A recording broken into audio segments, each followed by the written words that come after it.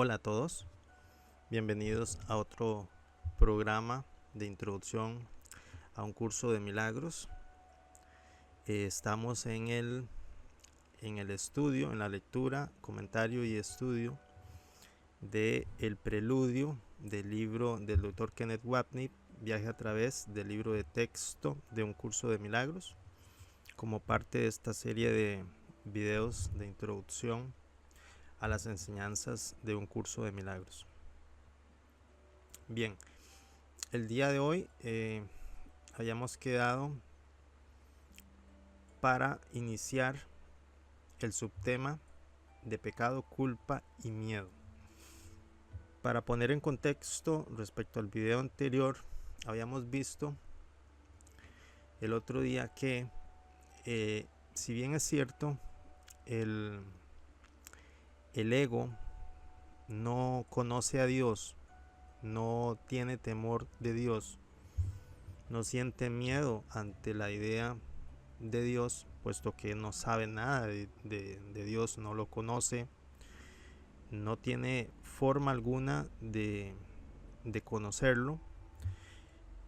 Por esa razón no tiene ningún reparo ni ningún temor respecto a la simple idea de existencia de Dios. Pero a lo que el ego sí le tiene miedo, sí le tiene pavor, terror absoluto, en extremo, es a la simple idea de que el soñador, de que el tomador de decisiones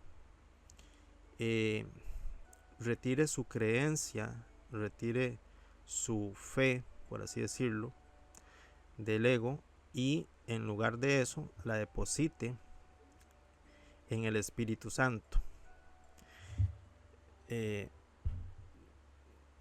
ego sabe que hay otra parte de la mente distinta al ego, que es diferente al ego, que es completamente contraria al ego. No conoce esa parte tampoco, no conoce al Espíritu Santo, pero sabe que el observador, el soñador, puede elegir nuevamente y quitarle, retirarle el apoyo, retirarle la creencia, retirarle el favor, por así decirlo, al sistema de pensamiento del ego y dárselo a esa otra parte de la mente que, aunque el ego no conoce a profundidad, sí la percibe como una amenaza.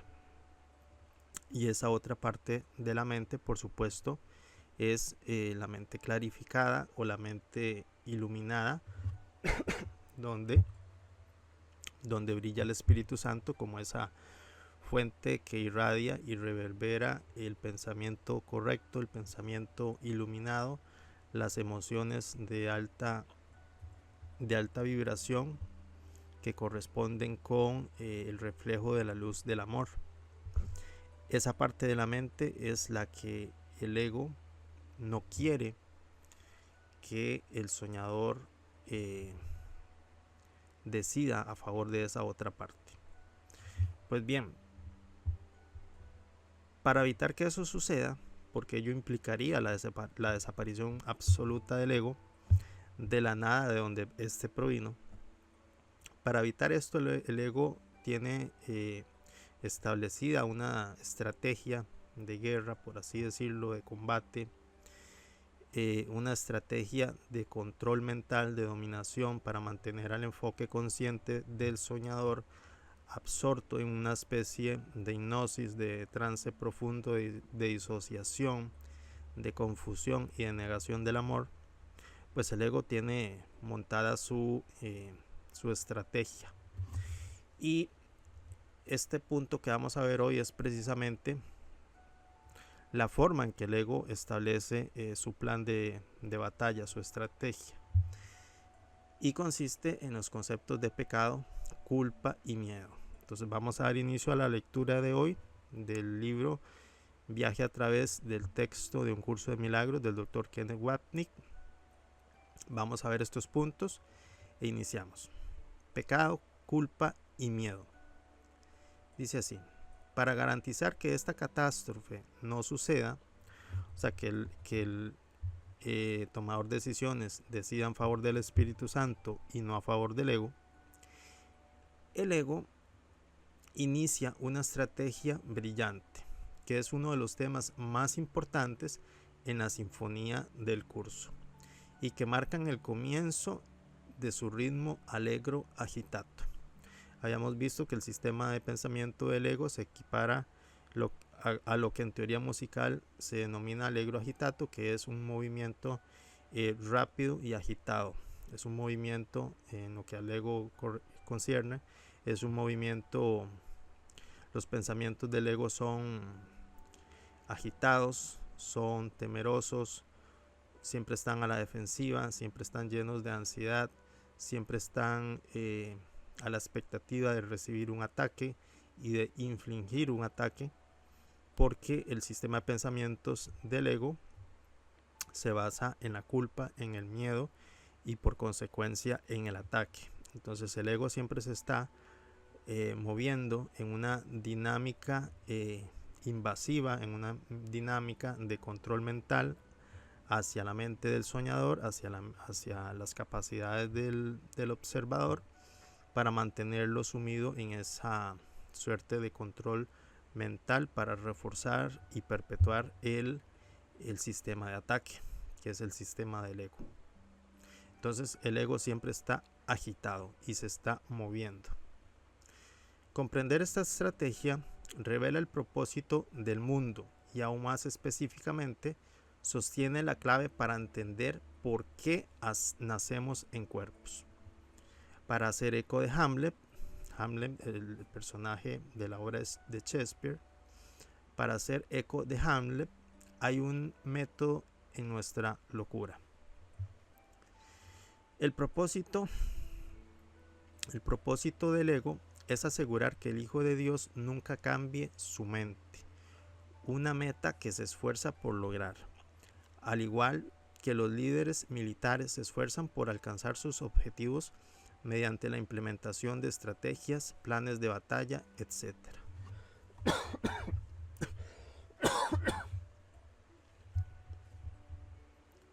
Un segundito porque se me movió algo aquí.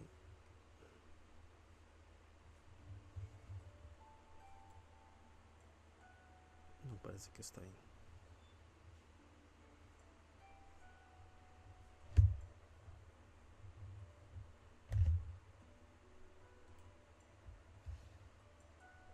Bien, continuamos.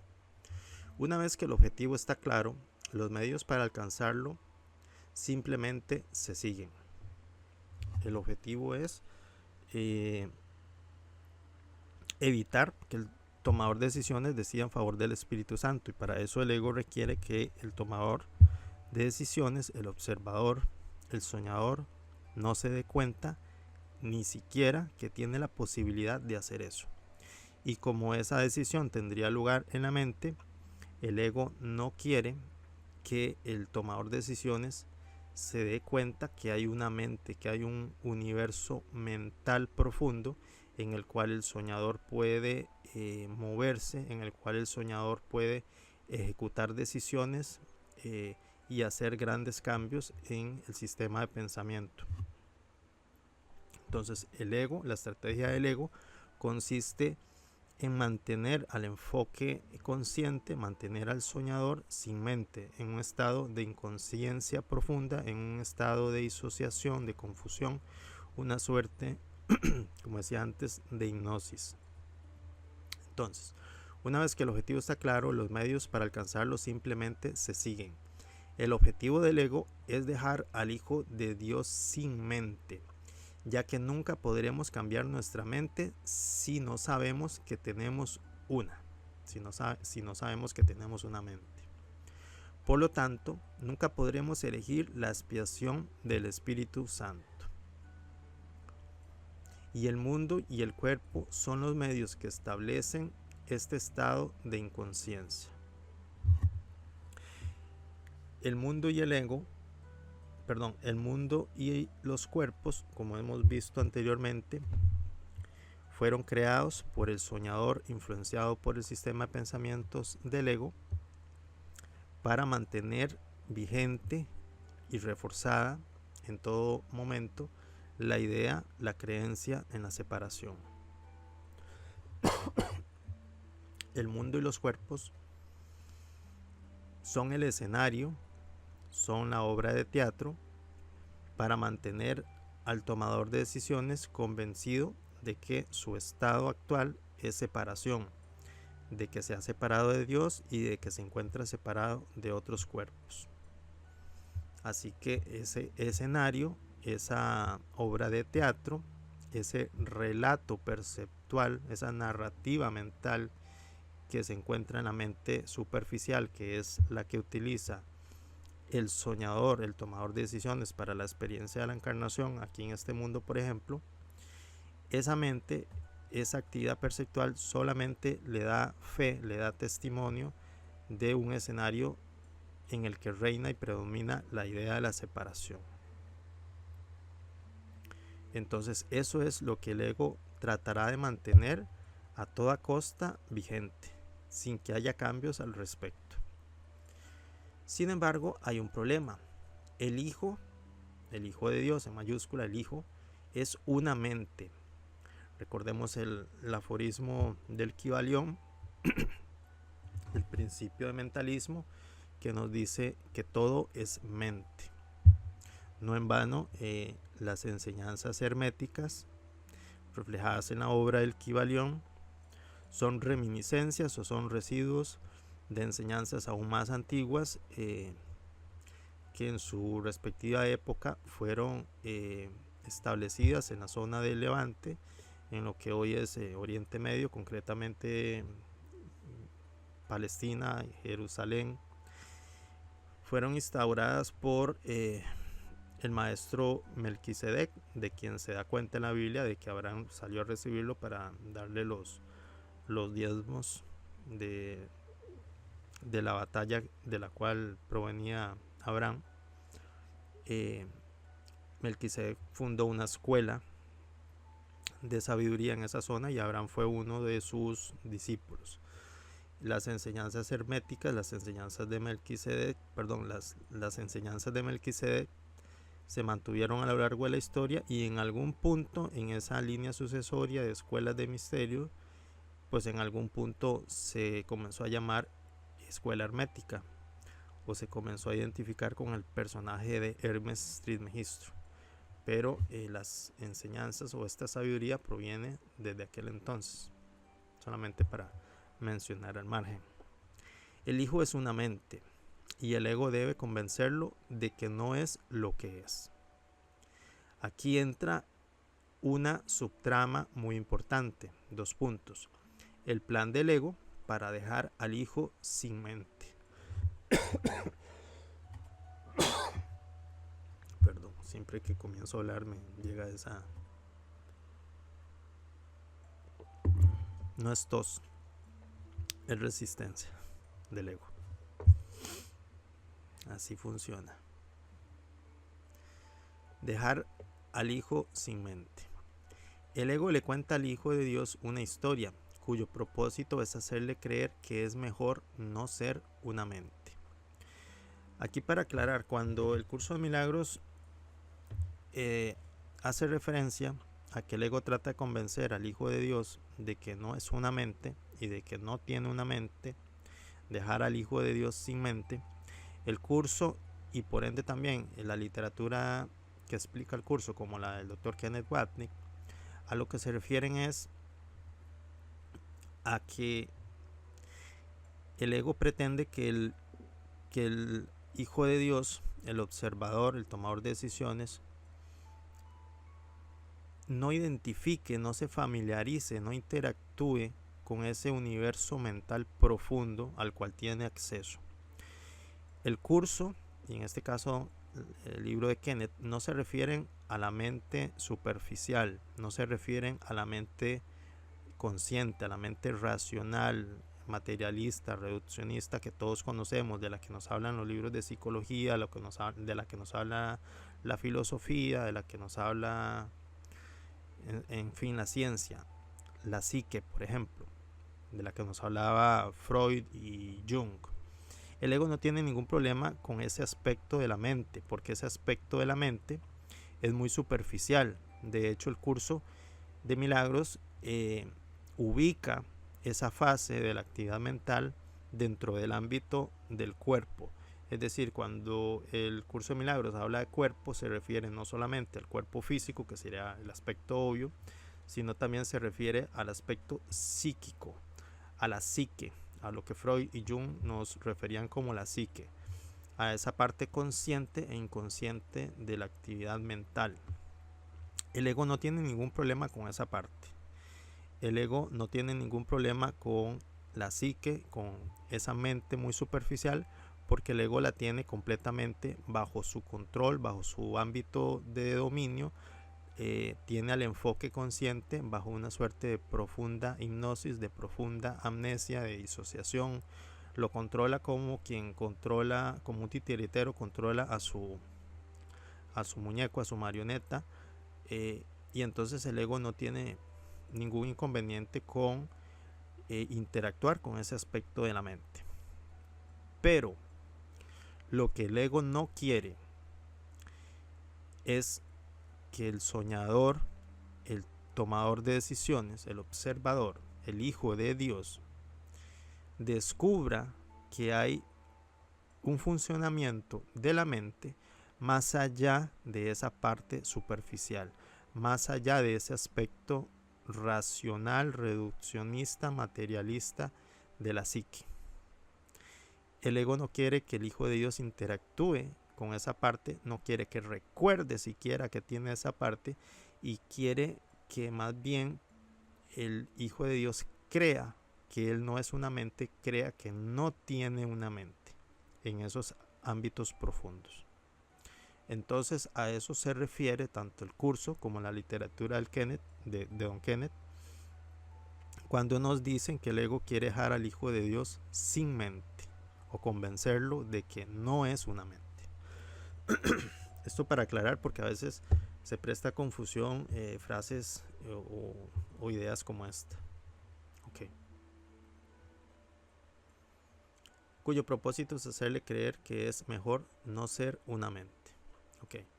La inconsciencia nunca podría suceder si el hijo no la eligiese voluntariamente, y el ego ingeniosamente suministra motivación para tal elección. Ya hayamos visto en el video anterior que el tomador de decisiones había elegido la inconsciencia voluntariamente en el momento en que eligió a favor del ego y rechazó al Espíritu Santo. De hecho, habíamos visto la alegoría o el simbolismo del tomador de decisiones como un juez a quien se le presentaron dos casos, dos exposiciones argumentativas, la del abogado que representado por el ego y la del Espíritu Santo, y que el tomador de decisiones escogió la argumentación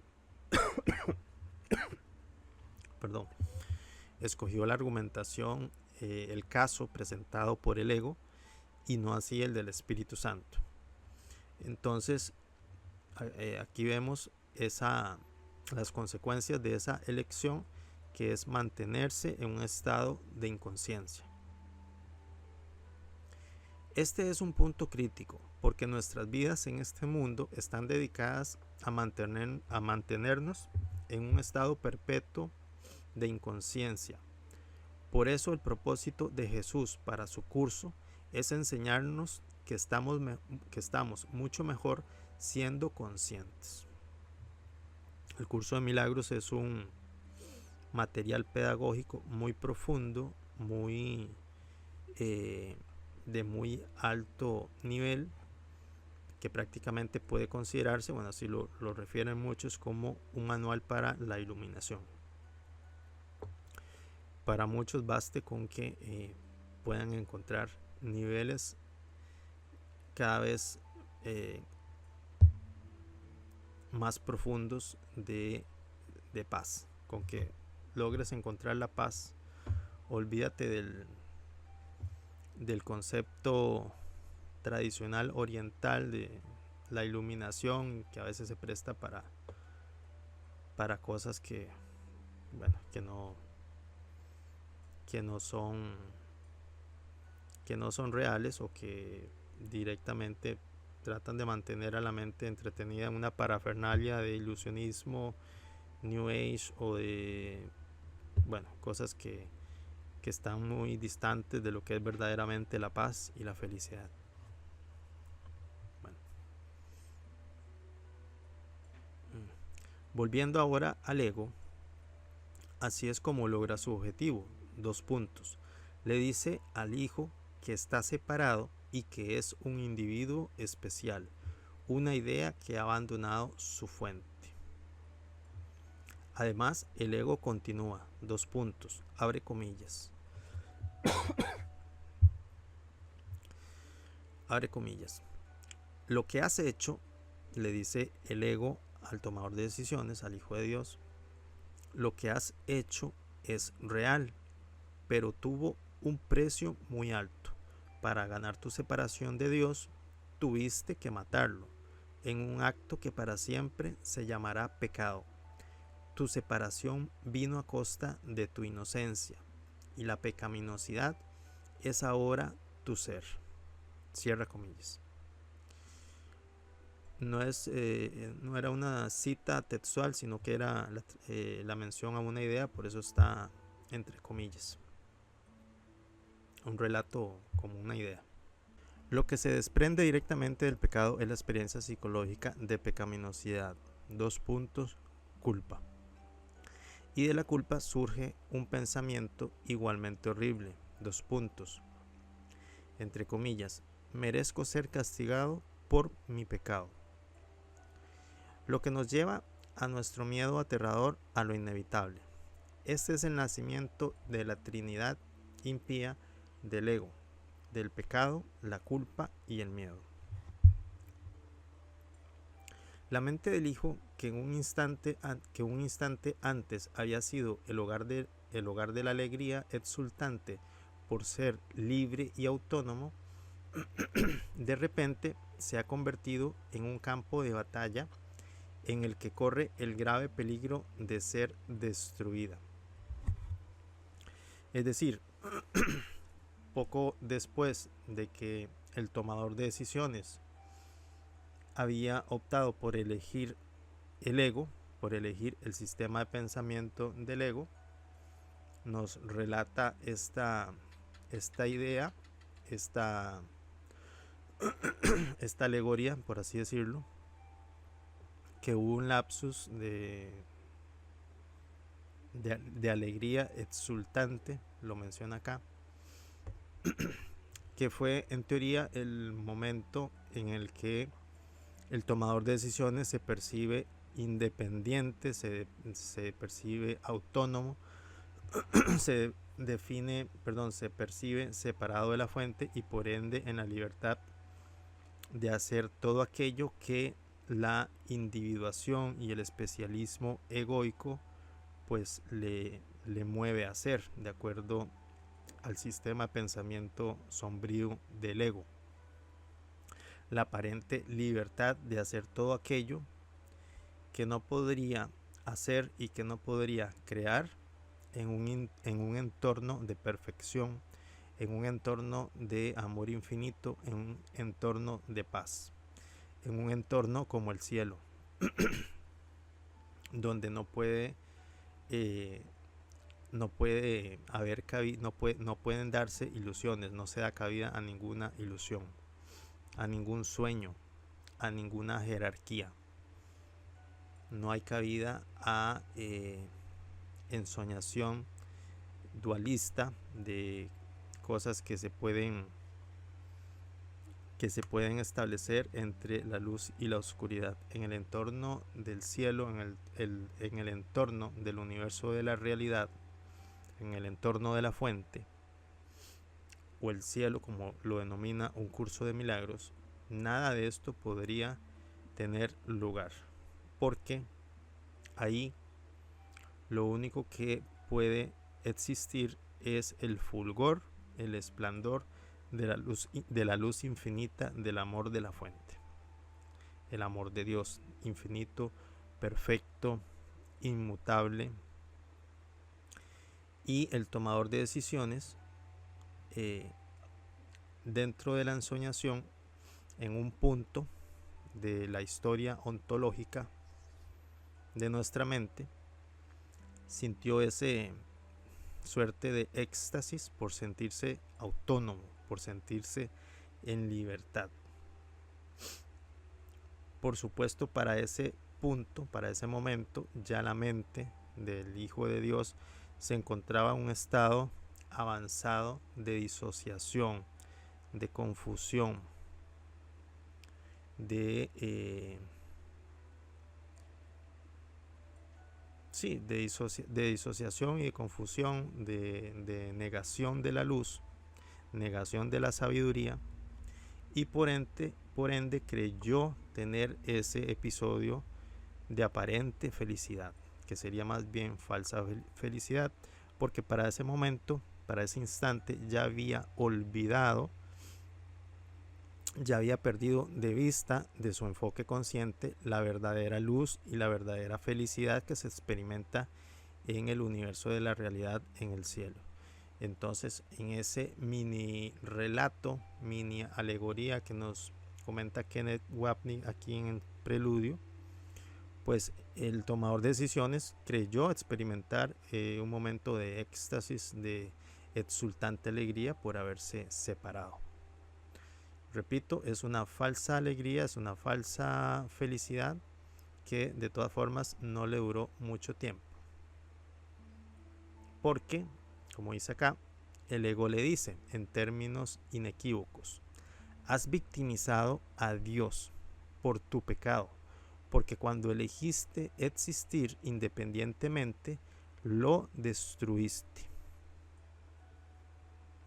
¿Por qué el ego le dice esto al tomador de decisiones? Porque la fuente, Dios, es unidad perfecta de Él con su creación, de Él con la filiación. En el cielo, en el universo de realidad, en el universo de la realidad, donde solamente existe el resplandor del amor eterno de Dios y de sus creaciones, no puede haber separación. No hay otra cosa que no sea la unidad perfecta.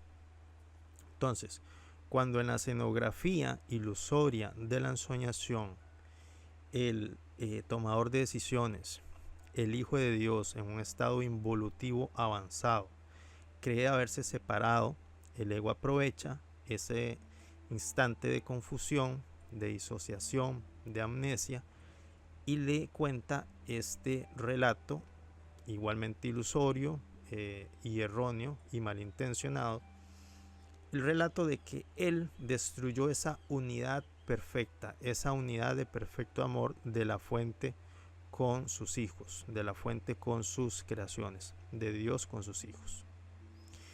Y le dice que haber destruido esa unidad perfecta equivale técnicamente a haber matado a Dios.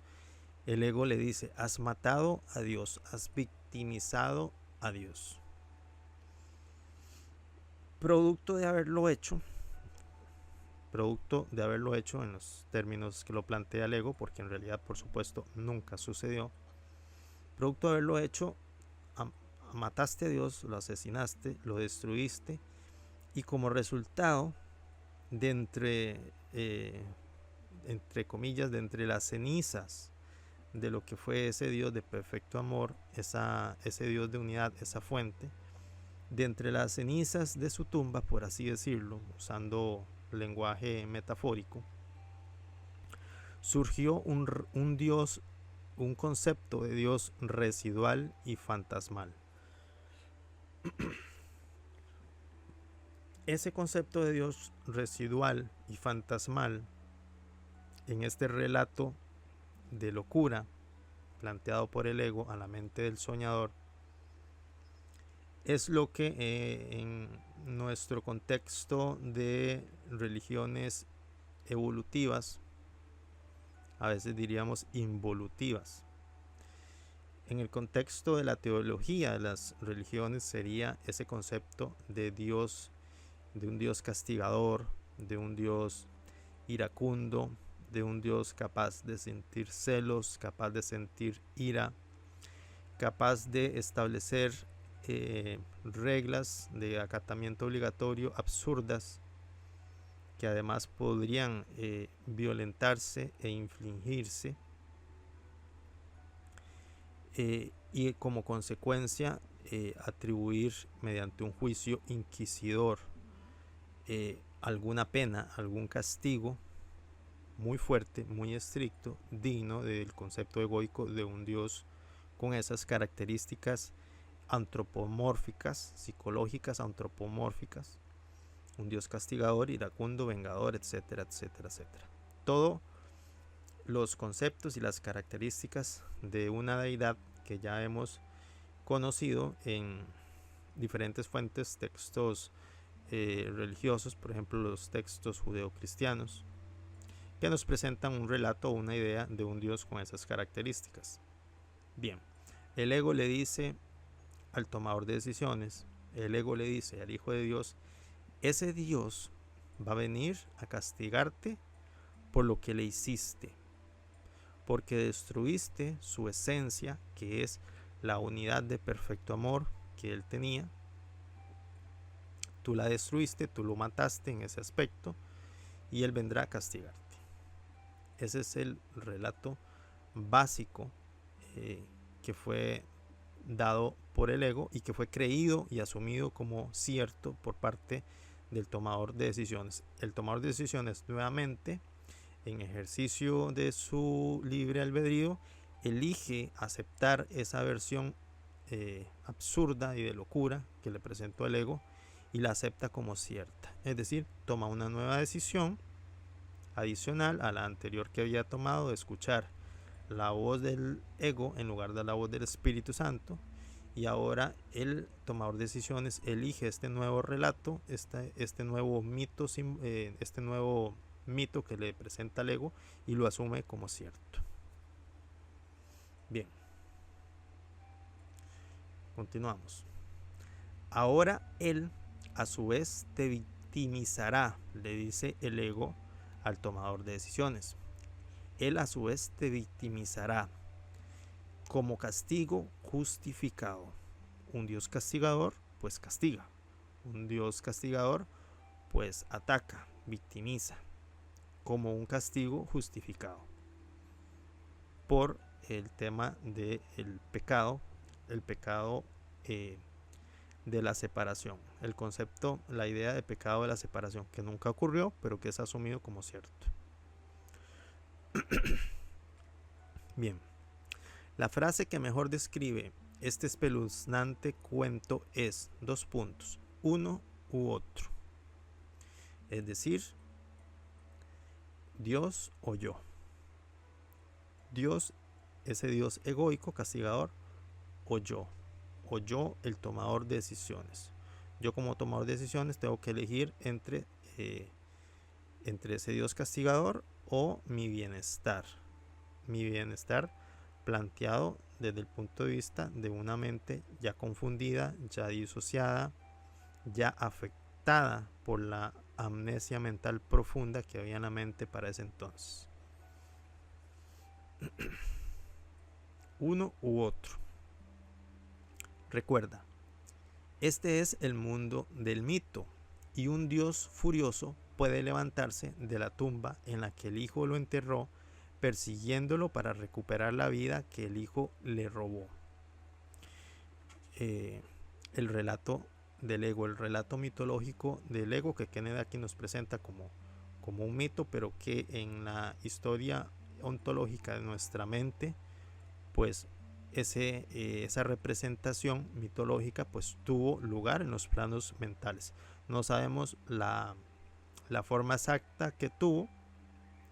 Eso está más allá de nuestra comprensión en nuestro nivel de conciencia actual como humanidad, pero para ello se representa mediante formas y símbolos que podamos entender, y para ello pues se representa de esta forma simbólica.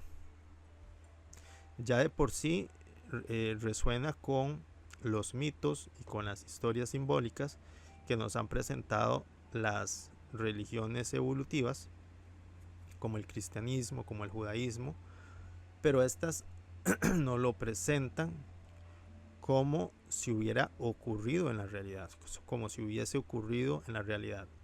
Un curso de milagros, la pedagogía y puede decirse también la teología de un curso de milagros, nos presenta esto como un relato simbólico, pero nos aclara que eso nunca sucedió realmente, que fue un engaño trazado por el subproceso mental en la mente del soñador llamado ego, llamado sombra.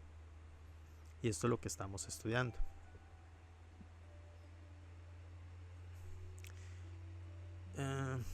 Persiguiéndolo para recuperar la vida que el hijo le robó. Si Dios toma la vida, el hijo ya no la tendrá, lo cual significa que morirá. En el manual para el maestro, esta dinámica de uno u otro se formula así. Abre comillas, un padre iracundo persigue a su hijo culpable, mata o te matarán.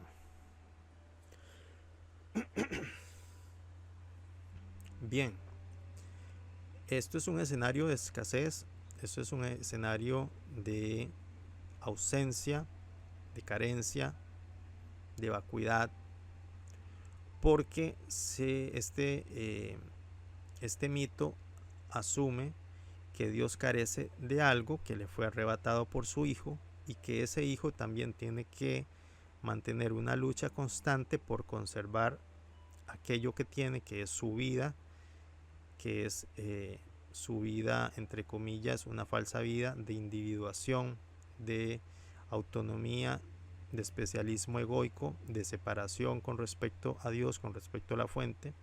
Esa es la vida que él cree tener y esa es la vida que el ego le dice que le será arrebatada de la mano de un Dios castigador. Mata o te matarán. Y el mata aquí, en este contexto,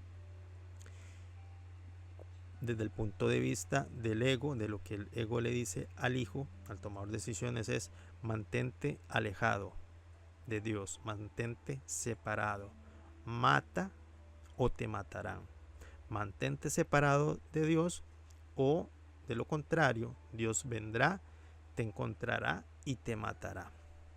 Ya lo mataste con la separación al concepto original de Dios, del Dios de amor.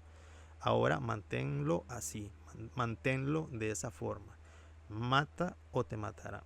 Si no te mantienes separado, si no te mantienes alejado de la experiencia de unidad, pues ese Dios egoico vendrá y te arrebatará aquello que más valor tiene en este momento para ti, que es la autonomía, la individuación, el especialismo egoico, que lo define como un ser separado, como un personaje en un universo de fragmentación.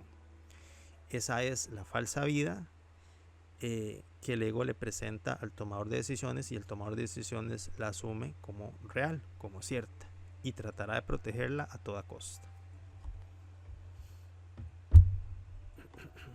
Bien, continuamos.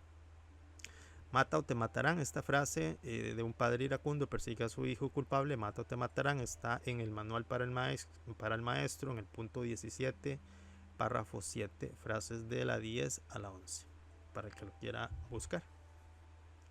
Seguimos.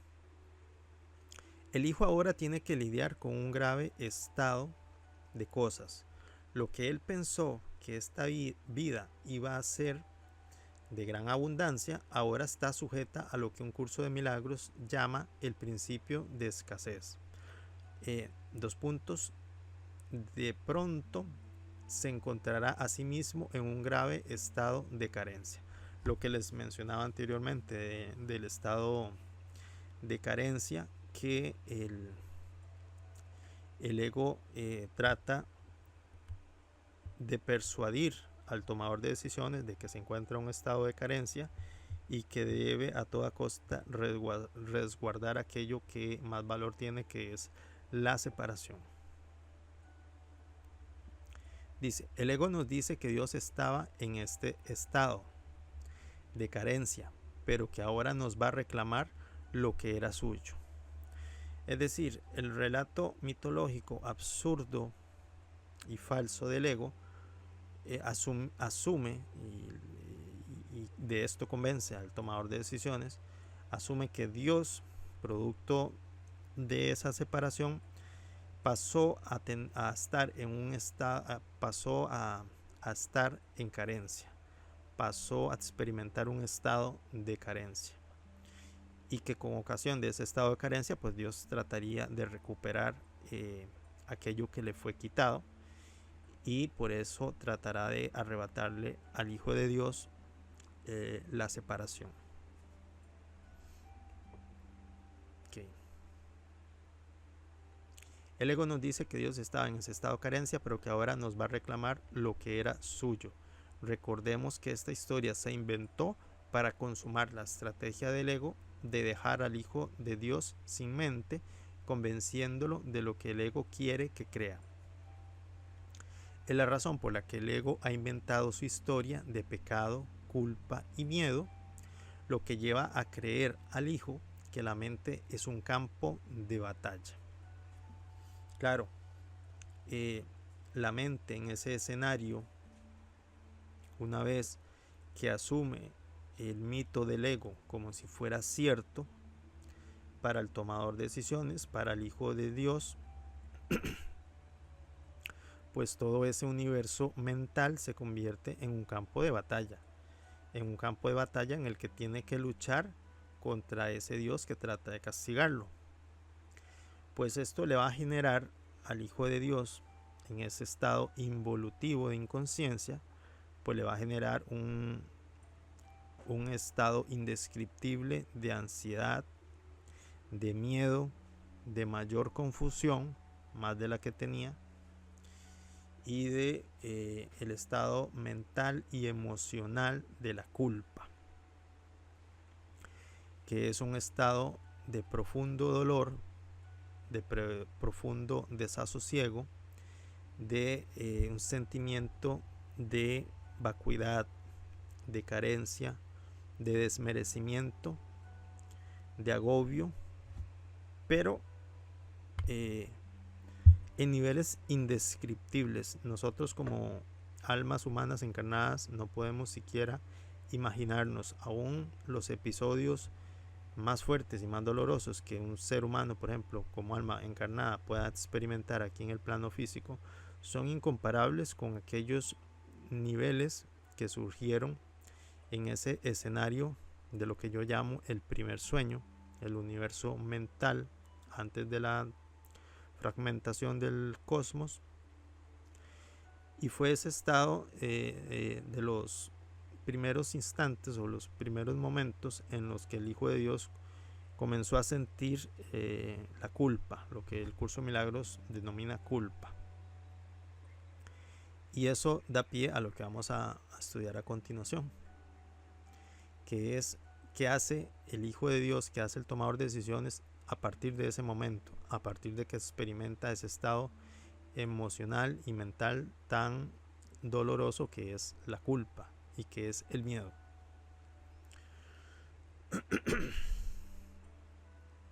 Es la razón por la que el ego ha inventado su historia de pecado, culpa y miedo, lo que lleva a creer al Hijo que la mente es un campo de batalla. Sabemos que el ego tuvo bastante éxito en lograr su propósito. 2 puntos.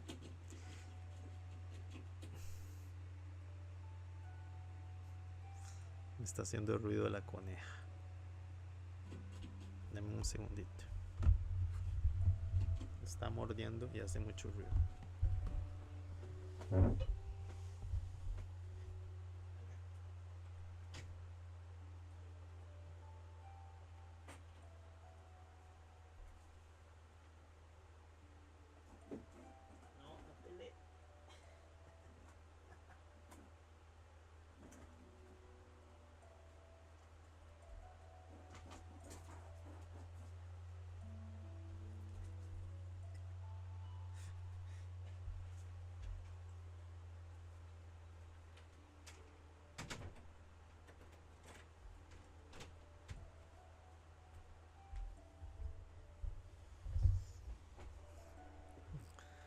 se pone intensa, intensamente, y me muerde, me mordió de hecho. Vamos a ver. Sabemos que el ego tuvo bastante éxito en lograr su propósito. 2 puntos. Ya que, convencido por el ego, el Hijo de Dios reconoce que si permanece en su mente un instante más, será destruido. Es decir, todavía estamos hablando desde el punto de vista ontológico, cosmogónico. Estamos hablando del escenario del el primer sueño, el universo mental. Todavía ni siquiera se ha creado el cosmos, el universo fenoménico del que nos habla la ciencia. Estamos a punto de llegar a eso. En ese momento, el tomador de decisiones, el Hijo de Dios, pues encuentra que ese estado mental de culpa y miedo es completamente intolerable. Ya no puede soportarlo, y entonces, ¿qué hace? Pues recurre a la voz a la cual había prestado atención, recurre a la voz a la cual había escuchado, por la cual se había decantado, a la cual eligió en el juicio imaginario que relatamos en el video anterior, que es la voz del ego. Previamente había rechazado ya la voz del Espíritu Santo, y entonces el ego encuentra que esa es la única voz aceptable y válida para atender el estado mental en el que se encuentra. ¿Okay? Entonces, él ahora cree que es mejor no estar ahí. De hecho, que es mejor no ser una mente en absoluto. Es la conclusión a la que llega el Hijo de Dios en ese estado de confusión. En su desesperación, el Hijo recurre al ego en busca de ayuda, ya que la voz del Espíritu Santo desapareció de su conciencia. Entonces, la única voz que escucha es la voz del ego, la cual equivale a la de un ser divino. Equivale a la de un ser divino, puesto que el ego se ha convertido para ese entonces en la única voz que el tomador de decisiones acepta y escucha. Esto significa que la única opción disponible para lidiar con esta terrible situación es hacer lo que dice el ego. Vemos un paralelo con los gobiernos totalitarios que buscan controlar la prensa, asegurando que la ciudadanía escuche solo una voz. Tal práctica tiene su origen en el ego, cuando éste se encarga de que la única voz que el Hijo de Dios oiga sea la suya. Claro, el ego ya logró su objetivo de que el tomador de decisiones descartara por sí mismo, por voluntad propia, a la voz del Espíritu Santo como voz válida para escuchar en ese escenario mental, de universo mental del primer sueño. Ahora la única voz que escucha el tomador de decisiones, el Hijo de Dios, es la voz del ego. Tal práctica tiene su origen en el ego cuando éste se encarga de que la única voz que el Hijo de Dios oiga sea la suya. Siempre es uno u otro, o la expiación del Espíritu Santo, que ya había sido rechazada previamente, o la expiación del Espíritu Santo es verdadera, o la separación del ego es verdadera, pero no ambas. No ambas, porque son completamente excluyentes. No pueden mezclarse, no pueden ubicarse en un mismo escenario. El enfoque consciente de el soñador no puede enfocarse en dirección a la luz y en dirección a la oscuridad al mismo tiempo. La presencia de una de ellas en nuestro enfoque mental, descarta inmediatamente la otra. No puede haber oscuridad cuando el enfoque consciente está dirigido hacia la luz. No puede haber luz cuando el enfoque consciente ha elegido las sombras de la oscuridad. No es un ejemplo como se pueda dar en la no dualidad, en la dualidad de los opuestos, en la que a veces aparenta ser posible la mezcla de luz y oscuridad en entornos mentales de confusión. Por ejemplo, niveles de falsa sabiduría en las que parece ser posible que una persona, un personaje, un alma pueda convivir y interrelacionarse con aspectos de luz y aspectos de oscuridad. Aquí lo que nos plantea el relato mitológico del ego y lo que nos plantea el curso a lo largo de todo el libro de texto es que ambas experiencias son completamente incompatibles. La luz descarta, deshace, desvanece inmediatamente la oscuridad. No puede haber elección de ambas por parte del tomador de decisiones al mismo tiempo.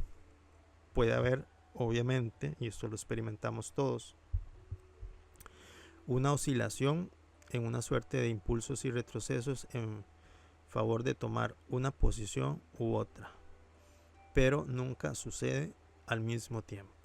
Y esto es a lo que se refiere pues esta parte de que el tomador de decisiones siempre está ante el escenario de elegir entre una voz o la otra, pero nunca ambas. Son absolutamente inconciliables, incompatibles. Bien, el siguiente punto que vamos a ver es el subtema de el mundo. El mundo como escenario de la fragmentación, como escenario de la separación. Esto lo vamos a ver, Dios mediante, en el próximo video. Vamos a ver el tema del mundo y creo que hay otros más que podemos ver. El de, ya les digo, lo tengo en el otro archivo. Sí, vamos a ver en el otro porque ya vi que es bastante. Pues bien, muchas gracias por haberme acompañado en este episodio de lectura y comentarios y estudios del libro Viaje a través del libro texto de un curso de milagros. Estamos en la introducción de un curso de milagros, una serie de videos de introducción que vamos a ver a lo largo de, ya me imagino que serán muchos videos los que se generen solo de esta serie, previo a comenzar con el capítulo 1 y algunos otros ejes temáticos que vamos a ir viendo por separado en listas de reproducción independientes. Muchas gracias por estar conmigo. Recuerden apoyar la labor de este canal, de este ministerio de difusión de espiritualidad profunda, ayudándonos con darle like al video, compartiéndolo, dejando sus comentarios, suscribiéndose al canal si no lo han hecho. Y muchas gracias y nos vemos hasta la próxima. Chao.